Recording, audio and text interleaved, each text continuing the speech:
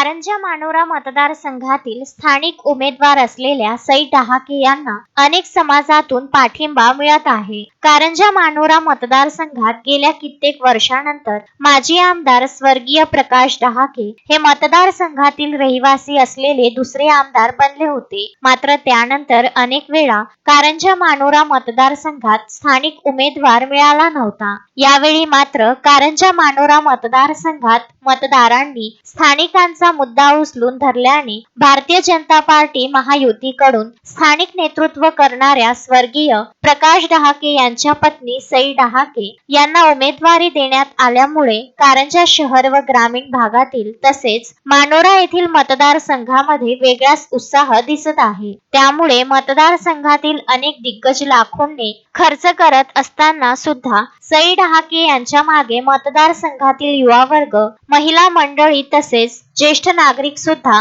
कोणतीही अपेक्षा न करता स्वयंस्फूर्तीने सई डहाके यांच्या प्रचारासाठी त्यांना निवडून आणण्यासाठी रात्रंदिवस एक करताना दिसत आहे. सई डहाके यांच्या कुटुंबातील दत्तराज डहाके हे मतदारसंघातील अनेक समाजातील व्यक्तींच्या भेटीगाठी घेत असून या माध्यमातून सई डहाके यांना भरघोस पाठिंबा मिळताना दिसते. त्यामुळे निवडणुकीमध्ये कारंजा मानोरा मतदारसंघात जास्तीत जास्त मताधिक्याने सई डहाके निवडून येणार अशी चर्चा मतदारांमध्ये होताना दिसत आहे. अक्षय लोटे, विदर्भ न्यूज, कारंजा लाड.